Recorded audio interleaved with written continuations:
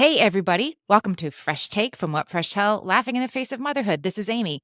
Today, I'm talking to Danielle Bayard Jackson. She is a female friendship coach and educator who speaks nationally about the science of women's platonic connections. She's the creator of Friend Forward, which teaches tangible, research based strategies for women to make friends, rekindle old friendships, navigate conflict, and create connections that have depth and closeness. Danielle is the host of the Friend Forward podcast and the author of the new book, Fighting for Our Friendships: The Science and Art of Conflict and Connection in Women's Relationships. Welcome, Danielle. Thank you for having me. I am so glad to be here. I love your origin story because it just like, yep, that tracks to me. You started out working in high schools. Is that right? As a teacher and then as a department chair. And if you're working in high schools, you are getting, you're soaking in it. You're getting the daily dose of who said what and who's mad at this one. Um, and then you left to start a PR agency, thinking you were leaving that sort of, topic and discussion behind, only to find what? Only to find that there wasn't much difference between those teenagers and those charismatic, high achieving women. I think in the background or at the heart of things, we're all trying to figure out, how do I navigate relationships with other women? And so when you're talking to these high achieving women in this new place, what were the commonalities? What were the things they were talking about that seemed the same to you? Trying to figure out if they had made some kind of misstep because suddenly someone who was once a friend is treating them differently. Trying to figure out whether they should reach out to that woman who they really like, but secretly fear rejection. I mean, so many of the things around conflict, connection, desire to be accepted and belong don't really change. And it doesn't matter if you're 16 or 46, the details may change, but at the heart of it, those desires stay the same. It's amazing to me. I reflected on this like, yeah, that's right. The same issues I had in high school are still my issues now. How to feel seen and connected? How to move that like she's really nice and I bump into her in the park once in a while and like is it totally weird for me to say, "Do you want to be friends?" Like how do you move? How do you do that? It doesn't get easier as we get older. Yeah, it's so tricky. You've got ego involved, and no one wants to be embarrassed or rejected. But yeah, at every stage of womanhood, I'm saying we're trying to figure out, how do I create new connections? How do I deepen the ones that I have? How do I release something when it doesn't really feel good to me? And how do we reconcile after we have really awkward tension? And it's just a skill that we have to continually develop, but it can feel risky and vulnerable to do those things. And then on top of it all is this guilt that you're focusing on something that seems like it's supposed to come easily. Yeah, it's I think that's what makes things a little bit tricky is, as an adult, there's almost the shame of like, what am I doing? I should have this figured out. I shouldn't be having another friendship breakup. I shouldn't be trying to make friends. I should have had my people already. So I think if anything, it becomes more challenging because we have these ideas of what friendship ought to be and a pressure to have already figured it out. And I don't know that that ever happens when you suddenly arrive and all your friendships are flourishing and it perpetually stays that way throughout the lifetime. So I think even accepting that mindset from the very beginning already kind of eases the tensions that come with this friendship journey. So what was it that made you decide this is something really worth studying and I'm the one to do it, to really study female friendship? You know, when I first got into it, I kind of like did a search for friendship books online.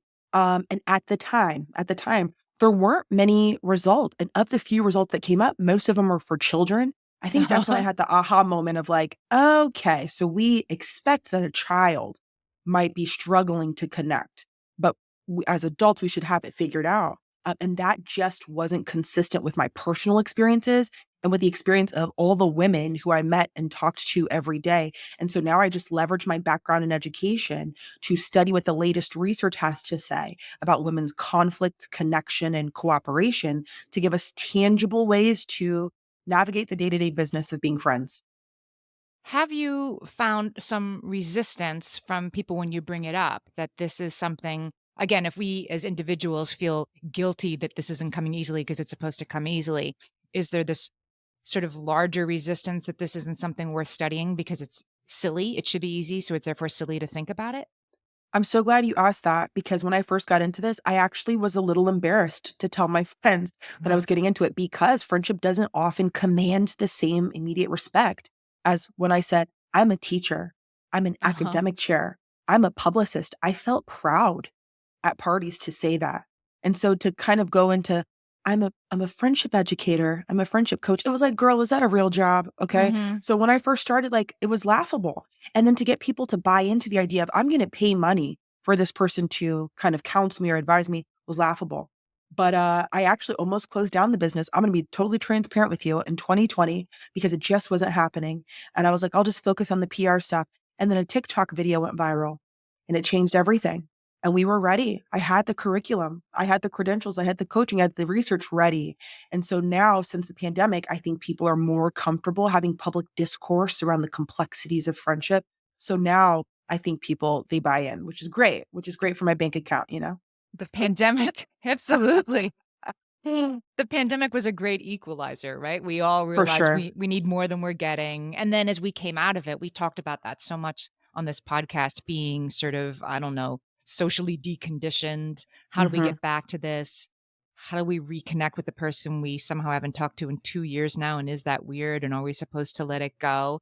Is that something you hear women come to you with frequently? I do 100%. And you know what? For the woman who is maybe listening and everything you just said totally resonates with her, Mhm. I like to kind of anchor the conversation in this to show us the urgency and importance of this conversation.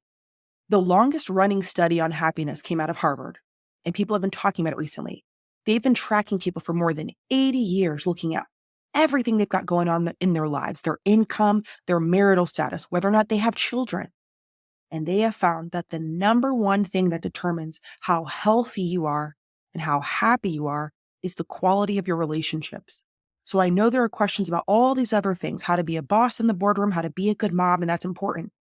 But at the end of the day, the thing that's going to determine how long you live, how healthy you are in your body, and how much satisfaction you get from your life is the quality of the relationships that you have. And so, I know there are detailed questions that we have around how do I get more reciprocity? How do I make new friends? But at the heart of it is that ultimate question is how do I enjoy relationships that offer value to my life? And that's a big question. So let's talk about the book a little bit. You say something in the book that I found that it surprised me, and I found it refreshing to think of it this way. You say, yes, actually, female friendships are more complicated than male Mhm. friendships. That's not necessarily a bad thing, but it's a true thing. Why is that? I looked up the definition of complicated because we tend to couple that with the phrase female friendship. And it said the intersection of many parts. And I thought, that's what it is. Mhm. Because according to the research, women integrate their friend into their life to the degree of a sibling, men to the degree of a cousin. And our friendships are known for being more intimate and deeper.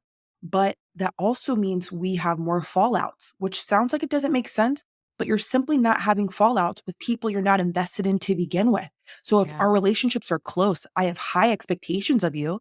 According to the research, we have higher expectations of our close relationships than men do. We've been through all these things. You're deeply woven into multiple sectors of my life, then yeah, I'm perceiving relational violations differently. Yeah, I expect more of you. Yeah, there's a chance that we might fall out. And so, because of the closeness, sometimes we are at risk for things to end. So this book walks us through the different ways our friendships work, then the different ways they can become complicated, and it's full of scripts. First is research, understanding why our friendships are complicated, why that's a good thing, not a bad thing, or it's just a true thing. And then, going through the different ways that you might be dealing with a difficult friend, or you might be being the difficult friend, and how to know if Mhm. it's you.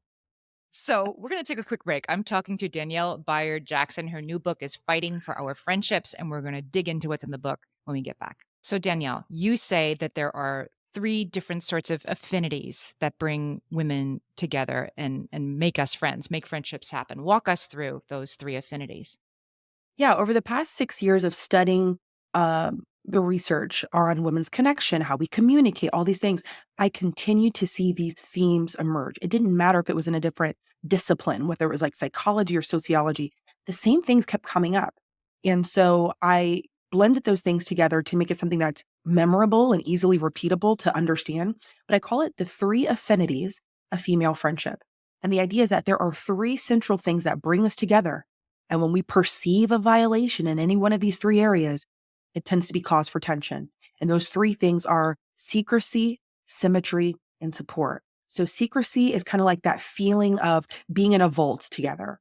Women have self-disclosure. I share, you share. We trust each other. There's a sense of exclusivity. That's why we're so close and we have besties.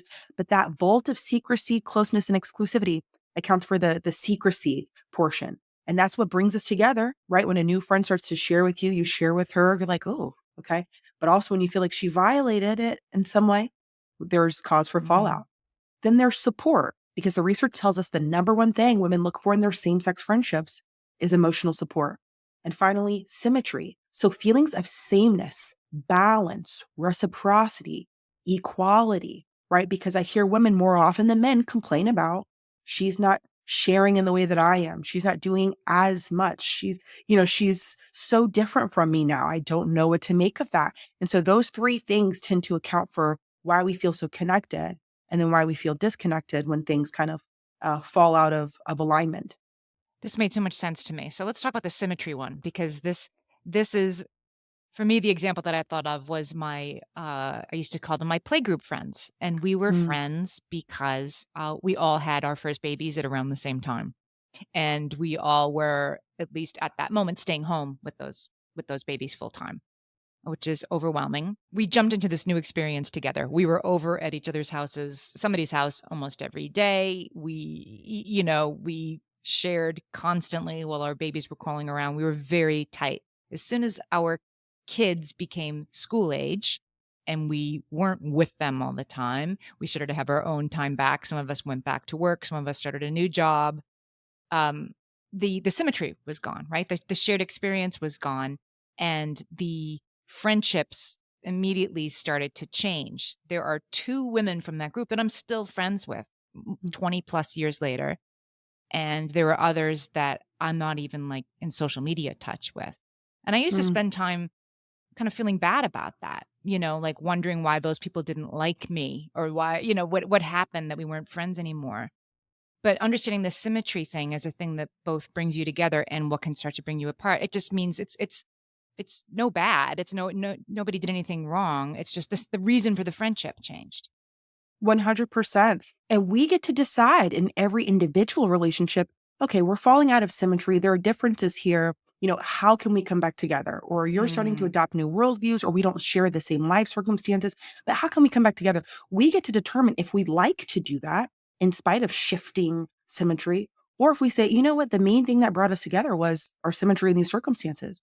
And now that they're not the same, I'm deriving less pleasure from the friendship. And I don't think that there's enough there that I want to continue to dedicate the time, energy, mental labor to maintaining the friendship, which sounds harsh, but it's very practical. I mean, I can't be friends with everybody I like, especially if it's no longer a pleasurable experience being engaged, because the main thing we had in common is we no longer share. So yeah, it can definitely be tricky. You say in the book that saving these relationships that are drifting away, that have turned into small talk, requires saying something. Mhm. It feels safer, you say, to let things fade into nothingness. And I was like, yeah, that's true. But saying something sounds hard. So are you saying it's always worth saying something or that it depends on how much this friendship means to you? Yeah, it definitely depends. So it can depend on what the grievance is. Is it something that's relatively small? Because I think we've all had friends who they nitpick about every little thing they don't Mm. like. So, Mhm. is it the grievance itself? Is it a big deal? Is this a person whose friendship you want to maintain? Right? Is it something where she's kind of a loose acquaintance anyway? So you really figure, you know what? It's not that big a deal. And it doesn't really feel like it's costing me, like costing my peace or things like that to stay quiet. It's just not that serious. I'm not invested. So we get to kind of determine that, right? But for friends that we enjoy and we want to find a way to work through it, we're gonna have to say something. And it's deeply uncomfortable. But the research shows that on the other side of healthy conflict, people report feeling closer to one another. I know I do. And I actually stepped back after listening to that bit of research and I thought, That makes sense because the women in my life I feel closest to, I feel the most comfortable saying, girl, what did you mean by that comment you said last night? Because I felt some kind of way about it, but help me out. What did you mean? I feel comfortable raising issues in service of the friendship. And for Yeah. the ones where I don't feel safe, whether because it's me or because it's them, right? They're defensive, they attack. We're not as close. Right. So you see a lot of sort of friend breakup stuff these days on social media more than you used to. And there can lead to like a lot of therapy speak. There was one TikTok, I don't know if you saw it, that was somebody like, so I didn't want to be friends with this person anymore. And so like I came with this whole, I'm playing the person in the TikTok, came with this whole script of like, you no longer serve my emotional needs. So I'm Hmm. setting you free. And I need, and I have boundary issues or whatever. It just was like a lot of like therapy speak. And the response was sort of like, whoa, like just don't call me anymore. Like who needs that? So are there cases where it is sometimes better to just let it be and not try to like talk your way out of it? That's funny. I know exactly the TikTok you're talking about because I was like, "Oh god, this is Don't do that. painful." Yeah. Yeah, I mean, I get it. I get it. There's some kind of safety in using that quickly accessible language. Hey, this is not serving me. I don't have the capacity to maintain yada yada yada. Yes. But the reason Yeah. that can feel like so disrespectful and cold is because if you're doing that with somebody who I was holding your hair back in the bathroom in college, and now I'm Mhm. talking to you like HR, that's going to feel disrespectful because it's incongruent with the relationship we have cultivated over 20 years. And so it needs to be more feelings language, which feels more vulnerable. Hey, the last thing I want to do is hurt you, but I've been thinking about this and I don't really feel good anymore when we're together and it's not you. I just think I need to be in spaces where I feel safer to be myself. That feels harder to say, but it's honest. It's something real. And it doesn't feel like it's disrespectful to the relationship. But not every friendship ending needs a formal talk. The case that I make for when we need to have a conversation is when our objectives or expectations are misaligned. So we've all been a part of a friendship fade. I call a little less, Mm. you call a little less, and life gets busy and you're like, whatever, and we both do it. I think it happens all the time. But as soon as you decide, I don't think I want to do this anymore, but she still expects that we're going to maintain the status quo, I've got to tell her something. What am I just going to perpetually say I'm busy? I'm not doing that. So at some point, if she still expects we're going to hang out every other weekend, if she still expects we're doing life updates via text multiple times a week, I don't want to do that. At some point there has to be some kind of conversation, Yeah. to kind of like let her know that. And I'm not saying she won't be mad, sad, disappointed, and misunderstand you, but at least she can respect you being direct.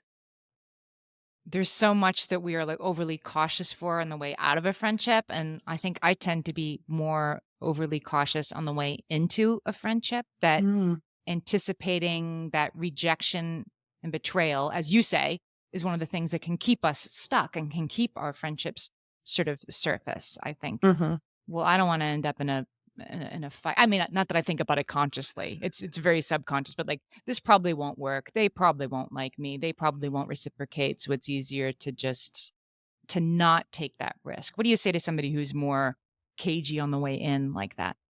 I say two things to that person. The first is the research shows that we tend to like people who like us. So one great starting point is to make it known. And it doesn't have to be creepy, you know? You don't have to be like, Mhm. I like you. But what are the ways I can kind of communicate that where the subtext is, oh, she likes me. So maybe we're having a conversation and I say something like, man, it is so nice to talk to another mom who understands XYZ. God, it's so nice to. The subtext is, I like you. I enjoy talking to you. And again, the research says we like people who like us. So you got to make that work for you. Okay.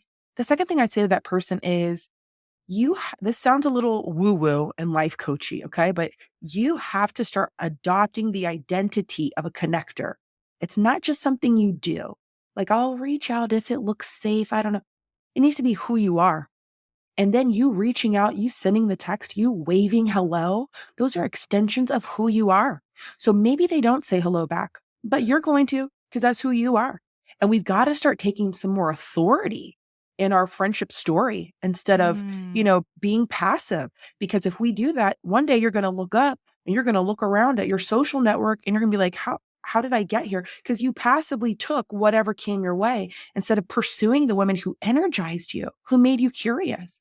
So at some point, we've got to be a little empowered about showing up. And you can get overly focused, or at least I can, on reciprocity. Like I texted her twice to say like we should have lunch sometime, and she kind of, like, "Oh yeah, definitely." And then but then didn't wasn't specific. So that means she doesn't want to be friends. When I can definitely say that I would do the same thing to somebody because I was busy and it was not intentional. And you know what I'm saying? I can overinterpret the reciprocity in the beginning of a relationship. Like over 5 years you want it to be roughly equal who reaches out to who. But in Yeah, the beginning, totally. you do have to do a little you do have to let it be unequal and feel a little risky. You do. You really do. And again, that is vulnerable. And the best way I've heard vulnerability defined is taking a risk of rejection. So there's a chance that she's busy, that she doesn't text back, that Mhm. she's just being polite, which I hear a lot of women say, like, what if she's just being nice? She doesn't Yep, mean it, but like yep. that she just that's all a risk. But I would encourage a person to ask, how much are you pre-scripting? Like, well, I'm not going to reach out because I know she's busy. I'm not going to reach out because I know she's pretending. At some Yep. point, I have to take you at your word, which, ladies, let's just commit to being honest. Okay. I have to take you at your word. If you say, I'd love to get together sometime, I'm going to be specific. Hey, there's this sangria bar that opened up down the street. I was going to go Saturday around 7 for like an hour or so. Would you want to come with? I'm being specific. I already did the mental labor. Okay. Do you want to come or not? And that kind of helps reduce the mental labor of like, okay, well, who's role is it to suggest a time or date? There's a chance she's busy, but we're looking for the people who say, "Oh, gosh darn it, I can't make it, but what about Tuesday?" I'm looking for people who will negotiate with me. If somebody consistently is like, "Oh, I can't, sorry. I can't, sorry." That's okay. And I'm not going to vilify her and be like, "Oh Mhm. man, she's shady. She thinks she's so." I'm not going to vilify her. I'm Right. also not going to internalize it. What's wrong with me that she won't share my company? What's wrong with me she won't say yes? I'm not vilifying, I'm not internalizing, but hey, maybe it's not compatible. Maybe it's not a compatible thing in terms of timing. She just doesn't have the time right now. Or maybe she's not into me, which I mean, her loss, but not Right, into right, me. right. But yeah, we'd have to put ourselves out there and accept that rejection's a part of the journey instead of becoming so immobilized by the possibility of rejection. Like it happens. And the final thing I'll say is, I like to joke that I'd like to think I'm a relatively charismatic, interesting woman who's a great conversationalist. And there are still women who are like, I'm not feeling her. And I have to be like, okay, that stings, but I gotta move on. And I'm curious about people's ability to bounce back after rejection. Like that's where it's at. I'm talking to Danielle Bayard Jackson. Her new book is Fighting for Our Friendships, and we'll be right back. Danielle, in the book, you go through these 9 common conflicts, some of which we might have covered already, but they're these friend types that can be challenging. And sometimes it's you that's the challenging friend type. So I thought we'd go through a couple of those. Tell us about the friend who doesn't respond. Flaky. Mm. Yeah, it's really hard to have the flaky friends because commitment and trust are really important. We'd all agree, right? But commitment and trust is threatened for the friend who you can't count on. She doesn't Yeah. text back. She cancels last minute. She says, "Oh, yeah, I'll send you that thing," but she doesn't. She says, "I'll be at the party," but she's not. And, the whole point of the book is we try to help you empathize with her instead of cast her off. So we walk through here are some reasons she might be showing up that way to draw some compassion from you. And then we provide some strategies on, and here's how you can, bring her back. Here's how you can mediate that. And then signs that maybe it's time to let go and signs that you're the flaky friend. So if you have a flaky friend who's non-committal, she can't show up. It's okay to not accuse, but to invite, to say, "Hey, I know the last couple times we were trying to get together, you said you wanted to go, and then at the last minute you weren't able to. Do we need to change the place and time? Do we need to change from mornings to nights? What can we do so that we can follow through with the plan? Because I'm always looking forward to seeing you." Right? That's my nice way of being, girl. If you said 8 o'clock, 8 o'clock. Right, Okay. right, right. This is one that can totally rear its head when you have one friend who has kids and the other friend who doesn't, and your Mm, friendship predates kids. I know that I had a kid with some health challenges, and I definitely became the flaky friend to my, friend from way back. And then all of a sudden, like 50% of the time I was last minute, like tonight's not good now. And I became the mhm. flaky friend. And it did affect our friendship for a while. We've been friends for decades. So, we rode that out. But that's the perfect example, I'm thinking, of a time when I could have chosen to have the slightly uncomfortable conversation and say, like, I know I seem flaky right now. Mhm. It's hitting the fan in my house. Give me 2 years. I promise I'll be back and I'll be able to reciprocate more than I am now. And instead, just sort of like let that sort of ride for a little while. You know what I'm saying? And I think it felt less risky, but in the end, for the friendship, it was probably more risky to not address, yes, I am being flaky, and I can tell you why. Yeah, I'm so glad you gave that example. That's so real. I remember when I was pregnant, it was kinda tough toward the end, and I committed, and then I didn't because my feet hurt, and then Right, so I right. know in that season, they may have experienced me as a flaky friend. But to your point, a lot of times people are so hurt by that because they question whether or not you care. They question if you're invested. So if I know that at the heart of it, that's why you're hurt by my flakiness, what can I do to front load the conversation to assure you that that's not it? So I might Mhm. say, hey, I'm having health issues with the kid. I'm physically unwell. I really don't know when I can commit. And I know it must disappoint you when I back out, but I need you to know things are wild over here, but cannot wait until things are done so I can see you again. And I cannot wait until we catch our rhythm again. A lot of times that's really all people need. Yeah. Yeah, and it seems so clear to me in retrospect that that is the better friend, less risky thing to do than to Hmm. just let it ride and not say something. Let's talk about the controlling friend. Mhm. Yes. This one convicted me because as we were writing, I was like, "Oh my gosh, I'm controlling in my marriage." I was like, "Oh, but he doesn't count, you know?" But yeah, the controlling friend. So, this is one that, she, responds negatively when you don't take her advice, when you don't do what she wants to do. She's not happy unless we're doing what she wants to do. And the reason this is so problematic is because even when we're in these healthy, interdependent relationships, the health of our friendship also means that we can still maintain some sense of autonomy and I can bring my full self here. And if we are only okay as a unit, if you are happy, it makes Mhm, no room for me and my preferences, my needs, and my desires. And that's why the controlling friend is so problematic. But again, we acknowledge a couple things. We acknowledge that she might be uh, dealing with anxiety, which 1 in 4 women are. And that can manifest itself as, I need us to go to this restaurant and I need it to be done this way. And we can have compassion for that. We can also tell her, hey, sometimes I notice that when I don't kind of go along with some of your ideas, it feels like you're really, really upset. And it makes me start to wonder if, I'm going to upset you if I say my own opinion. And I'm trying to find a way to manage both because I want you to be happy, but I also want to kind of share some of my ideas. What can we do there? Right? It's my mhm. nice way of saying, like, girl, tangibly, when I lift my voice, you get upset if it differs from your opinion. And that makes me feel like it's not okay for me to bring my ideas here. But that's not the case, I'm sure. Is it?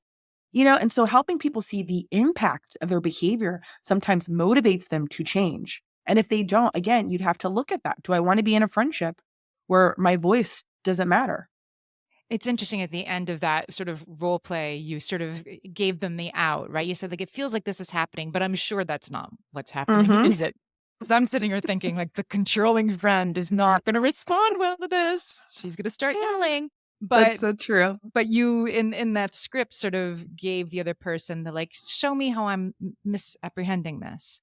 Is that sort of a Totally. good practice, a good way to do it? Totally. Yeah, and many therapist friends, psychologists I interviewed for the book said the same thing that expressing the benefit of the doubt is really helpful because I'm kind of giving you an out. Hey, I know you probably didn't mean it, but when you said XYZ last night, I felt really embarrassed. What did you mean by what you said last night? Like I'm Mhm. giving you a chance. I'm telling you tangibly what you said. I'm going to assume you weren't trying to attack me. You weren't trying to be shady. So help me understand. What did you mean? And hopefully you get a friend who's like, "Oh my gosh, I didn't mean it like that," or "You're so right. That was a little, spicy and I shouldn't have said that." And we can move on. But, what we're not going to do is have you say things and then I'm not going to sit and ruminate about it and talk to my other friends about it and I'm growing resentful. I don't want to do that either.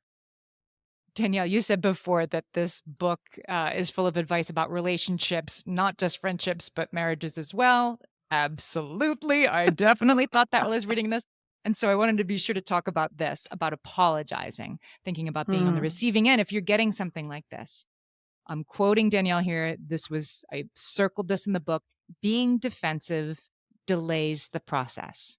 It mhm. delays the process of repair when it comes to apologizing. What should we do instead of being defensive?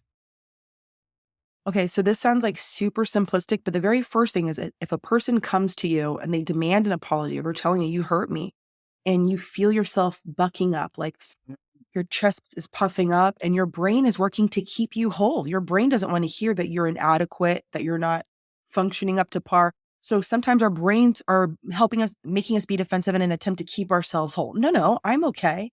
Literally, you can take a pause. I mean, quite literally, you can take a minute, take a breath to just hear what this person's saying and give yourself some grace. You don't have to respond right away. I think a lot of us get put in a corner because we think we have to, she said something, I said something. It's totally okay to say, wow, okay, I didn't know that you felt that way. I think I'm going to need a minute because I'm not really sure what to say. It is okay to say, I think I need a minute. I'd rather that than feel like, so it's okay to take that in. And then finally, I would say, if you say that you're committed to growing as a person, how exactly do you think that's happening? Just by journaling every day? I mean, that's nice, but also by getting feedback from people who love you, pointing out ways that you're being harmful and problematic. I need other people in my community to lovingly say, Danielle, you're falling short. Danielle, that was hurtful. Danielle, that's not okay. That's how I grow is in community. And so I just give a caution to people who have a defensive spirit. It is very hard to be in relationship with people who have no self-awareness and who can't accept feedback. Mhm. Mhm. I'm taking notes on that one internally. Me too. Me too. Danielle, you have so many different parts of your work and where our listeners can access you, but tell us first a little bit about your podcast. Yeah, so Friend Forward started because I was getting DMs on Instagram and I thought, well, it would make sense to just have one place where they can go and get some tips. And so the podcast Friend Forward we've had for about 4 years now. They're 15-minute episodes that are packed with research and tangibles to help equip people with ways they can enjoy healthier friendships with other women while also looking at themselves. And so that's probably one of the most fun things that I get to do. And we develop the shows according to the topics that we have suggested on Instagram and all the things. And it's been a really fun journey. And then you also have a coaching program that women can participate in. Yeah, and again, it was so funny because when I started, people were like paying to help me with my friendships. I always say that, if you overhear somebody talking about how they're going to go work with their friendship coach, I know you're judging them. Okay, I'd be too. I'd be like, girl, what? You have to talk to a friendship coach? I think people would be surprised to learn that about 75% of the people I work with are charismatic, extroverted, high achieving women who have no problem making friends. The issue is I'm unsatisfied in my friendships. I'm not often working with the awkward wallflower who doesn't know how to string a sentence together.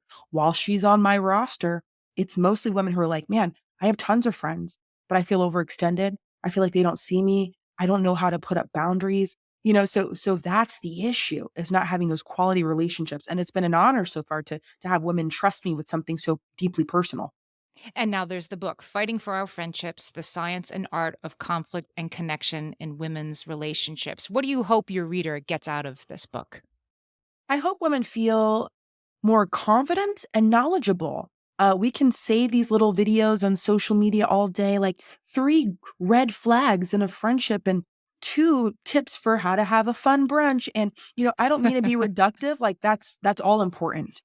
But if you're trying to understand the mechanics of women's friendships, why do we do what we do? Why do we fight like we fight? If you want to be equipped more broadly with an aerial view of how things are working, I believe that will help inform the decisions you make about your personal friendship. So, my prayer for women reading it is that they feel confident, they feel equipped, and ultimately they are more satisfied in their relationships with other women. Danielle Bayard Jackson's new book is called Fighting for Our Friendships, The Science and Art of Conflict and Connection in Women's Relationships. In the show notes, I'm going to link to the book, to the podcast, to Danielle's platform. Danielle, thank you so much for talking to me today. Thank you so much for having me.